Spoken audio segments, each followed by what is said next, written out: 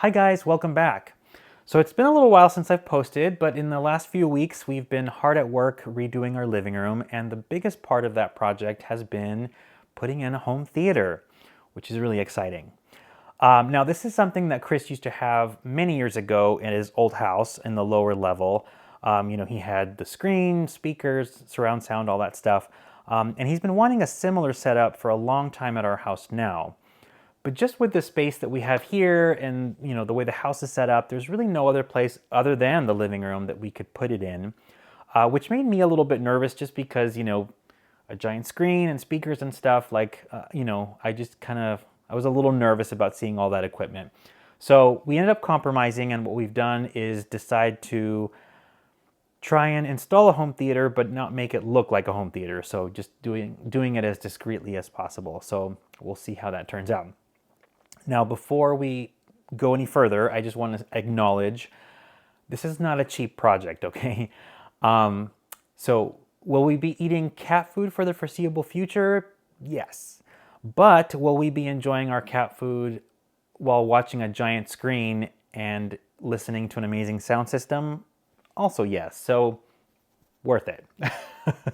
All right, let's jump in. So here's what the living room looked like when we fixed it up last year. I really like this room. We get tons of light. We've got a fireplace with a frame TV above it on one side, and on the other side is our library/plant nook. So this is the space we'll be working with. So as I learned, home theaters require a lot of equipment. We ended up going to Best Buy and hit up their home theater department. They've come to the house, they've seen the space, they gave us a quote. So we've accepted the quote, so they're going to come and do the install, which is great. Because I'm technologically not great, I don't know what any of these specs mean. So I've decided to ask Chris to tell us what all this stuff is. Yeah, so it's a 4K HDR laser projector. It's mounted on the ceiling, but now you can have 4K source material via streaming apps or 4K Blu-rays. So I wanted a 4K projector. Next on the list, I guess, is the receiver. So tell me about that. Yes. So it is a Yamaha receiver. It has 11.2 channels, which is exactly what we needed, what I wanted as far as the number of speakers. The subwoofer is a really nice subwoofer. It is hooked up in two ways to the receiver as the LFE channel, the low frequency effects, but it also handles the bass from the front, center, and right speakers as well. And it's just, I've been really pleased with it so far. It's really nice. And then I see we've got the in-ceiling speakers. Yes. So the Bowers & Wilkins in-ceiling speakers. Bowers & Wilkins is a high-end brand name for speakers, and they are angled so that they can be ceiling mounted, but then angled towards the prime listening position. And then I see we have the in-wall speakers as well. Yeah, those are the two side surround speakers. Okay, and then finally tell me about the screen. The screen is a Screen Innovations 0G screen. It's 110 inches diagonal, and it's a recessed screen, motorized. So when it's triggered, when the projector turns on, the screen comes down, and when the projector turns off, the screen goes back up. So yeah, it looks like it's just floating in air. The next task we have to figure out is where everything will go. I've been sketching on a floor plan to figure that out, but it kind of looks like chicken scratch. So let me show you this other graphic that explains things a little clearer. So first, we're locating a cabinet here next to the sectional that will hold the receiver and Blu-ray player and all that. Next, behind the sectional will be the subwoofer. We want this close to where we'll be sitting, but also centrally located in the room. The rest of the items will be on the ceiling, so I'm going to show those in red. First thing will be the recessed screen. It's going to go right in front of the fireplace mantle. The projector will be located in the center of the room, sort of in between the two seating areas. Next, the speakers. There will be 3 of them in front of the screen, another pair over where the coffee table is, 2 more on either side of the projector, and finally the last 2 at the back of the room. Oh, and 2 more speakers inset into the walls on either side of the room. Man, this is going to be quite an undertaking, so here we go. We've started by taking as many things out of the room as possible. Now, because we have so much stuff going in the ceiling, we're going to keep it all white, including the projector, so it'll be a little bit less noticeable, hopefully. The Best Buy folks are supposed to do the entire installation over a few days. We've already had an electrician come out and install an outlet for the projector to speed up the process. The ceiling looks like this the morning of the first day, but by the time I got back from work, things look a little different. I'm having Chris tell me about the progress. So here's our ceiling now covered in holes. Okay, here, do you want to point out what everything is?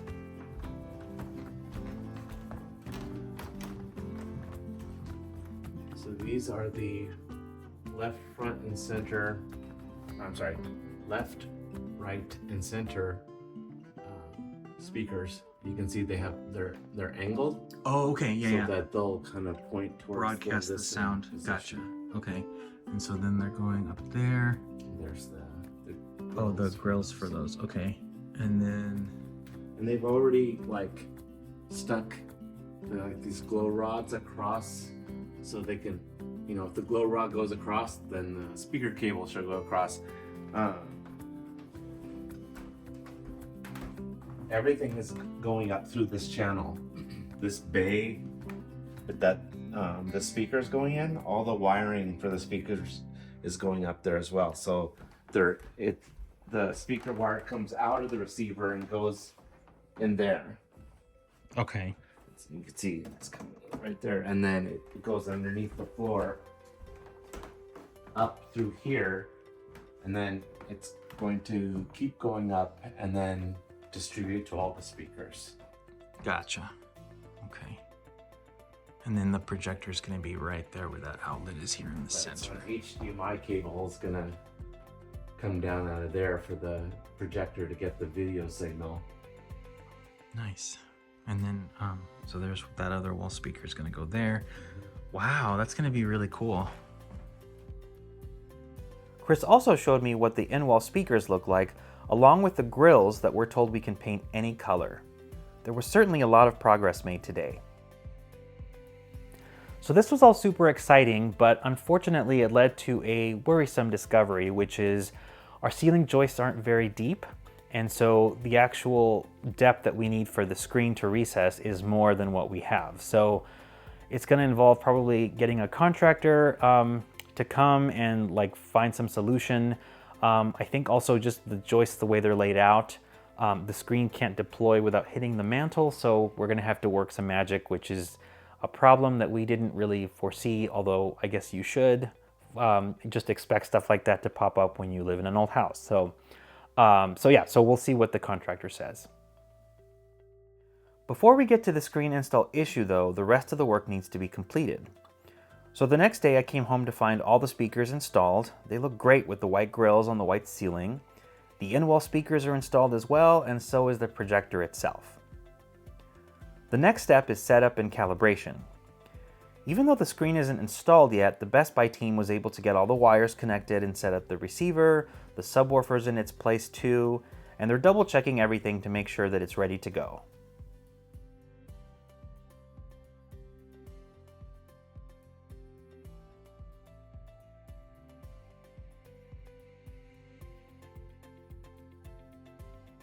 And so for the screen, they've marked where it should go and the contractor will be coming by to do the work.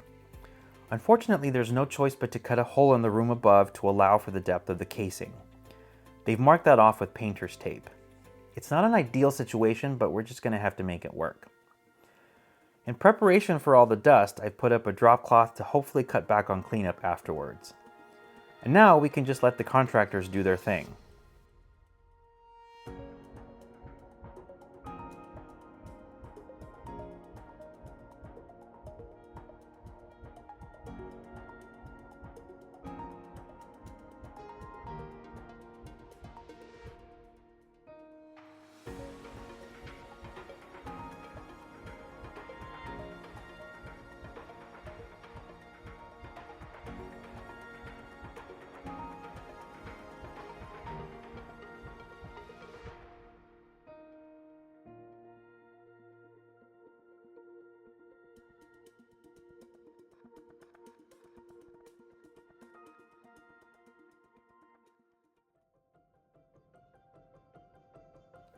They were able to finish the job in one day and everything is ready for the screen now. They also ended up framing out a box in the upstairs room to protect the casing. It doesn't look great, but I'm thinking eventually we can build a bench or something above it to hide that it's there. So now all that's left is for the screen to go in.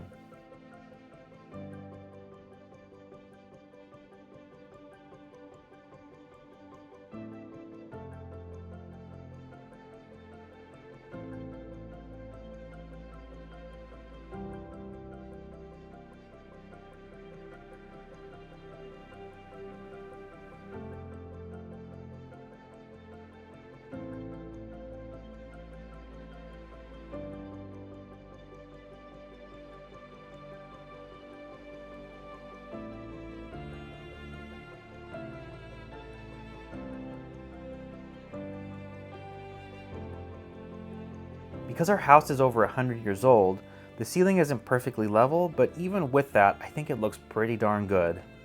And just seeing the huge screen is really impressive. I can't wait to get the room done so we can have our first movie night.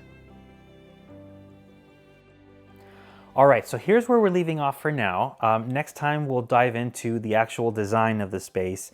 And let me just tell you, the direction has gone in a way that I didn't expect it to, but I'm super excited about.